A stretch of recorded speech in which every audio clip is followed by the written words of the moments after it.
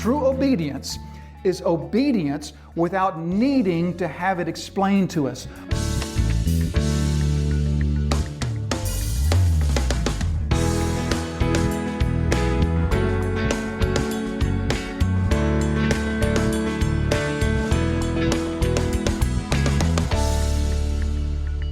In the episode before us today, they are coming down the mountain after the most incredible experience in all of human experience. This experience on the Mount of Transfiguration, in which they are eyewitnesses of the deity of Jesus Christ. And now that experience, as all experiences are, it is over. As all experiences eventually end, this one has ended. And now they are coming back down the mountain, back down to life here on this fallen earth, back down to sinful mankind. In fact, ironically, or maybe not so ironically, they will find waiting for them at the bottom of the mountain an argument ensuing between the crowd that's gathered and the remaining 9 disciples. The scribes are there. There's a demon-possessed boy there. The disciples can't help him, and there's this big confusion and chaos and argument going on, literally at the bottom of the hill as they're coming down. Reminds us, of course, of another instance in which someone went up a mountain and met with God. I'm speaking of Moses, who goes up the mountain to meet with God, receives the law, comes down and finds at the bottom of the mountain golden calves and all sorts of pagan idolatry worship. Reminds us of that episode. And so this episode sets the context for us. If we could just maybe relate in your own mind, I know we've all been there. You can just relate maybe an experience in your mind of maybe the best vacation that you've had. This wonderful vacation that you go on to just the perfect getaway spot, and it was just a wonderful week of vacation. But now you're on the plane ride home. And the plane ride home is not even all that much fun. It's bad weather, there's turbulence, you're sort of sick, you're crowded into the center seat. And then the plane lands to rainy, cold weather, and then just as you get off the airplane, your phone blows up with all these messages from work of all the disasters that are waiting for you the next day, messages that you're receiving from friends and family of all the things that have gone wrong, the things that you've got to deal with now that you're home. That sort of sinking, disappointing feeling as you're coming off the heels of just one of the best experiences that you've experienced. All that to return back to not only life as normal, but just life as drudgery and life as the sinful existence that we know here on earth. So that's the context of the episode before us today, beginning from verse 9. With those sort of thoughts in our mind, let's just begin here from verse 9. As they were coming down the mountain, he charged them to tell no one what they had seen. So they're coming back down the mountain. Let's just take a moment to just establish in our thoughts who the they in this passage is, as they were coming down the mountain. So we weren't told how far down the mountain the other 9 were left, if they were all the way at the bottom or if they've come down and they've rejoined. And so is the they here the 12 or is it still the 3? And if you look down to verse 14, we realize that the they is still just the 3, because verse 14 tells us, and when they came to the disciples, meaning when the 4, Jesus and the 3 disciples, come to the other 9. So the episode before us today is still going to be in the context of the three disciples, Peter, James, and John, along with Jesus. And so as they were coming down the mountain, he charged them to tell no one what they had seen. So we've come across that word previously in the numerous times in which Jesus has commanded that no one would tell what they have perceived about him, as they have perceived his deity. The experience on the water, the feedings, the cleansings of the lepers, the healings, all these things. As they have perceived deity, we have experienced this command from Jesus previously to tell no one what you have seen. This command has gone to those like the leper in chapter 1. But it's going to the disciples to not tell of who he is. And as we've looked at this before, this command to silence, it's been a little bit puzzling for us. But as we've thought through why Jesus was commanding them to silence, one of the reasons, I think one of the primary reasons, was just simply crowd control. As we've experienced all along, the size of the crowds has been an encumbrance to Jesus, and they've often prevented him, or at least seemed to prevent him from what he was here to do, such as, for example, the episode with Jairus, when he's trying to get to Jairus' house, and yet the crowd is in his way, and then there's the woman with the flow of blood. And so the command to silence has been in part a command to help control the crowds so that the crowds don't get so overwhelming that Jesus is unable to go about his mission. But that's not the entirety of the reason. In fact, maybe that's not even the main reason or the central reason. This command to silence here in chapter 9 will be the last command to silence that Jesus makes.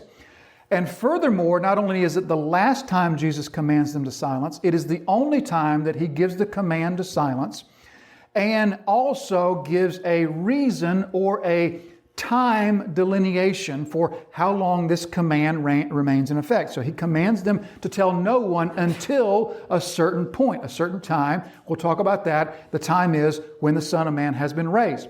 So the same word we've seen before, which means not just asks or suggests or strongly implies, but strictly, sternly charges them, under no circumstances are you to tell anyone, but this time there is a time factor until the Son of Man is raised from the dead, or the resurrection. So this being the last command to silence, also the only one that includes additional information, and the context of it, all those things come together to help us to see what is perhaps the central reason for all of the commands to silence. And all of the commands to silence have come to the disciples, at least in part, because their understanding of the Messiah was so complete and so faulty that if they were not silent about this Messiah whom they've just confessed, then the proclamation about him would be a wrong proclamation. It would be a proclamation that included his power and his glory and his ability to heal diseases and speak to wind and waves and multiply food. But that would be not just a one-sided picture of Messiah, that would be a faulty picture of Messiah. So we see that very plainly and very clearly here because this is right on the heels of course, Peter's confession. You are the Christ. The ultimate, so far to this point, the ultimate confession of we recognize who you are. You are the Christ. Followed by this experience of glory and majesty on the Mount of Transfiguration. Certainly, if Peter, James, and John had spoken after this, then the words that they would speak would be words of glory and majesty. And Jesus wants to command them to silence because, as we'll see a little bit later in our passage, this understanding of a Messiah that is all glory and all power and all majesty is not just a one-sided understanding, it is a faulty understanding. And so Jesus wants them to remain silent until, as he says, such time as he has been raised from the dead. So let's think for just a moment about the difficulty of this command that Jesus gives to the disciples. Because they have just experienced, once again, something that mankind has never experienced in another context like that. They have experienced visually, audibly, and in even more ways than that, as the cloud overshadowed them, they have experienced the deity of the incarnate Christ. And you know what it's like when you are the first one to experience something tremendous, something exciting, something glorious, or something grand, and you are the first one with that news. Do you know how you have this impulse, just like we have this built-in impulse to be the bearers of that news, to be the ones that spread the exciting news, to be the first ones to tell about something. And so imagine now this command to silence. What you have just seen the most incredible thing that human eyes have ever perceived. Yet, you are to tell no one about this. Think of the difficulty of that command. Think of a little bit later on in Acts chapter 4, when two of these same apostles here, Peter and John, we read in Acts chapter 4 when they say, how can we but speak of the things that we have seen, of the things that we have heard, the things that we've experienced? We can't not speak of those things. And so here these disciples are told not to tell anyone. And I take the command to mean also the other 9, that the prohibition is against speaking even to the other 9. Certainly the other 9 would have been among all people those who would have understood and believed. The other 9, which have experienced, of course, the miraculous feedings, the cleansing of lepers, the 2 incidents on the sea. The other 9 would have been first in line to say, wow, we believe everything that you're saying. That is so incredible. And yet, this admonition, this prohibition against speaking into anyone as they were coming down, he charged them strictly, or he strictly ordered them to tell no one what they had seen until the Son of Man had risen from the dead. So, verse 10, they kept the matter, literally, they kept the word there's logos, they kept the word to themselves, questioning what this rising from the dead might mean. So we're told here that they obeyed the command. In fact, Luke makes it even more plain for us in his rendering of the same event. From Luke chapter 9 and verse 36, when the voice had spoken, Jesus was found alone. And they kept silent and told no one in those days anything of what they had seen. So they are given this command to silence, and they're given a length for how long they're to be silent. Now, as we're going to see as the passage unfolds, their understanding at this point of the resurrection is the resurrection at the end of the age. So in their mind, the command to silence is a command until the end of the age. So that's a very long period of time to remain mum about something that is so overwhelming and so exciting. But yet they obey this command. And so what we see here at this point is a rare glimpse in Mark's gospel, a rare glimpse to a side of the disciples that's not often shown to us in Mark's gospel. As we've said repeatedly, Mark is the harshest on the disciples of any of the four gospels. In particular, he is extremely harsh on their lack of perception, and he portrays them over and over as just this bunch of followers of Jesus that though they love him and though they are devoted to following him, yet again and again they just don't understand and they just misperceive everything. And so this picture of the disciples is going to continue all the way through the end of the gospel. And that is the dominant picture that Mark shows us of the disciples. However, his portrayal of the disciples is not entirely negative. He does portray some positive aspects of the disciples. And what Mark displays in a positive manner of the disciples is always the same thing. What Mark shows us in a positive light of the disciples is their obedience. Remember in chapter 1, we recognize there in chapter 1 as Jesus calls them, he says, leave your nets and follow me. And then what do? They do just that. They don't understand. They misunderstand. They misperceive, yet they obey and they follow. Here again, we are shown a picture of disciples that although they are pictured as spiritually dull and spiritually slow to comprehend, yet they're not belligerent. They're not disobedient. They do obey their master's voice because they are his sheep, and his sheep hear his voice and his sheep obey his voice. And so here they render obedience to Jesus. They render this obedience, and in Mark's words, it's obedience that is complete and total, that they told no one in those days of anything that they had seen until, of course, the time comes in which they are then allowed to speak of it. So the first thing that we want to make note of here is just the obedience of the disciples, and in particular, the obedience of the disciples to a command that, get this part, did not make sense. There is no way that the disciples perceived of Jesus' command to silence because, of course, he hasn't suffered yet. He hasn't been killed yet. And so the other truth or the other aspect of the Messiah that must be part of their understanding before they are ready to proclaim him, that hasn't occurred yet. Jesus has been talking about this, but they are far from understanding this yet. And so for them, this had to be a command that just did not really make sense to them, and yet they obeyed, which is so important to make note of, the fact that that is true obedience. True obedience is obedience without needing to have it explained to us, or true obedience without needing to understand what God is up to, or the wisdom behind God's commands, or the rationale behind God's commands. So often, we are so quick to say something such as this: if God would just show me what he's up to, I would be happy to obey. I would be happy to comply. I would be happy to accept the situation that he's put me in if he would just show me what he's doing. And that's just not his way. There's certainly sometimes that he may do something such as that, or he may show us some insight into the spiritual works that he's doing. But typically, God doesn't divulge to us his plans in our life because he asks and he expects obedience without our understanding. Because if God were to show us the wisdom of his plan for our life, then our obedience would be obedience that is not from what?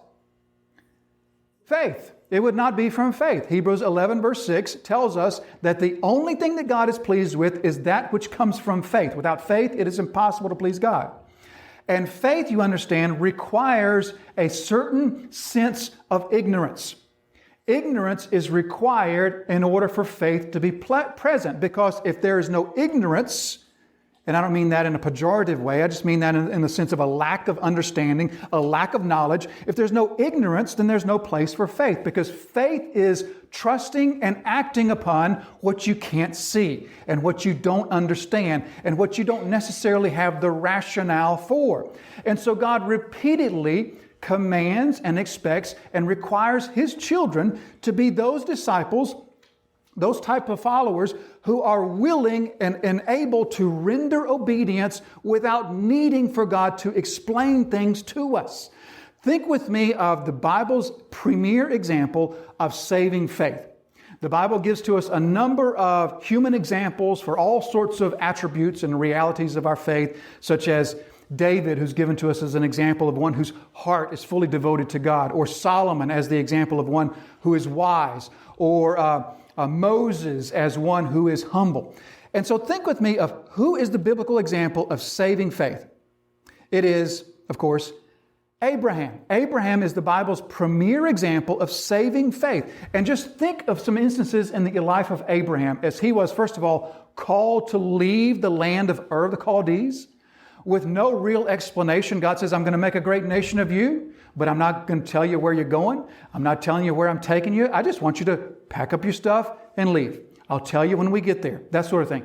But then all of that culminates at a point in Abraham's life, and you all know where I'm going with this, in Genesis chapter 22, when that command of commands comes to Abraham's mind, take that son, the one miracle son, Isaac, the one that you love so much, take him up the mountain and sacrifice him to me.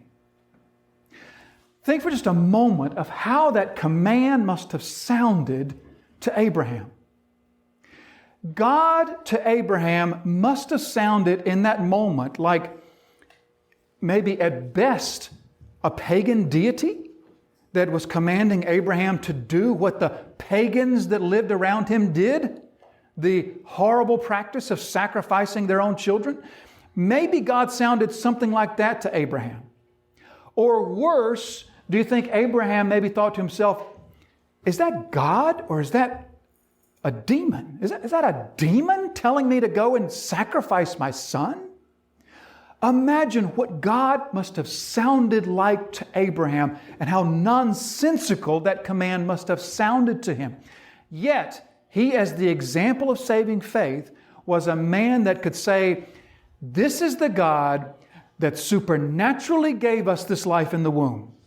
And this is the God that, giving that life, certainly everything that He commands regarding that life is good. I don't see how, I cannot possibly understand how this could be good, but everything else from this God's hand is good, and so therefore I will trust that this is good as well. That is a premier example of just what the type of obedience the disciples are willing to render at this point is. And it's an obedience that doesn't require explanation. Think, on the other hand, of the opposite, back from chapter 1. Mark chapter 1, verses 40 through 45. That was the incident of the leper who comes to Jesus. If you are willing, you can make me clean. Jesus says, I'm willing, cleanses the leper, and then He commands the leper to say nothing to nobody, which made no sense whatsoever. Why would He not want me to tell everybody about that? Surely I misunderstood Him. Surely He didn't mean to not tell anybody about this. Surely that's not what He was saying. And so then the leper goes and tells everyone. And so here we see a contrast between a follower of Christ and one who is not a follower of Christ. The followers of Christ, they hear a command, and without understanding, they are willing and able to render complete and total obedience without Jesus having to explain it to them why. So we, brothers and sisters, we are blessed in our Christian walk when we too find ourselves in that position in which we can, from our heart, we can say to God, God, I will render unto you obedience, and you don't need to explain to me what you're doing. It sure would be nice if I knew these things, but nevertheless, I am prepared to obey you, whether or not I know the wisdom behind what you're doing or not.